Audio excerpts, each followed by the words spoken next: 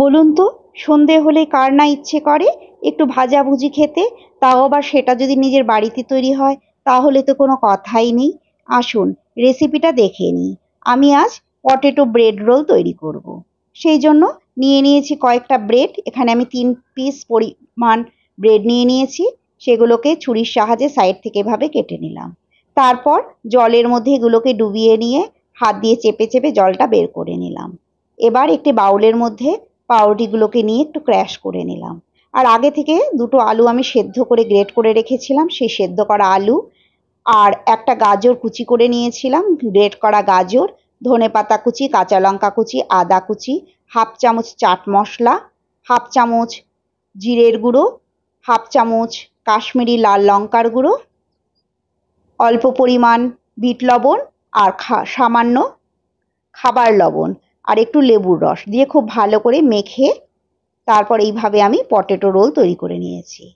এবার রোলগুলোকে একটা একটা করে নিয়ে এইভাবে ব্রেড ক্রাম্বসের মধ্যে কোডিং করে নেব। আমি এখানে পেঁয়াজের ব্যবহার করিনি, আপনারা চাইলে পেঁয়াজ কুচিও দিতে পারেন।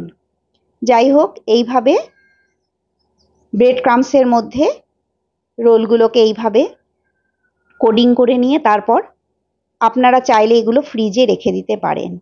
আমি দুপুরে রান্নাবান্নার শেষে এগুলোকে বানিয়ে ফ্রিজে রেখে দিয়েছিলাম। আর চাইলে সাথে সাথেও ভেজে নিতে পারেন, কোনো অসুবিধে নেই।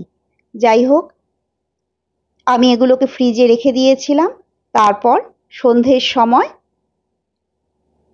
এগুলোকে ফ্রিজ থেকে বের করে নিয়ে তারপর আমি ভেজে নিয়েছিলাম। এই ফ্রিজ থেকে বের করে নিলাম সন্ধ্যের সময়। তারপর কড়াইতে দিয়ে দিলাম সাদা তেল। তেল গরম হলে তাতে এক এক করে আমি পটেটো রোলগুলোকে দিয়ে দিলাম আর গ্যাসের ফ্লেম মিডিয়ামে রেখে এইভাবে উল্টে পাল্টে হালকা লাল করে ভেজে তুলে নেব। দেখুন দেখতে কত সুন্দর হয়েছে, খেতেও কিন্তু বেশ হয়। এইভাবে তুলে নিলাম। তারপর বাকিগুলোকে এইভাবে একই রকমভাবে আমি উল্টে পাল্টে লাল লাল করে ভেজে তুলে নেব।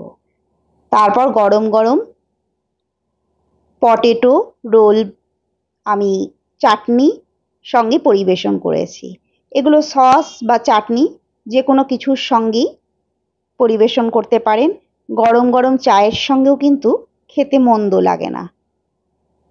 একদিন আপনারা বাড়িতে অবশ্যই বানিয়ে খাবেন।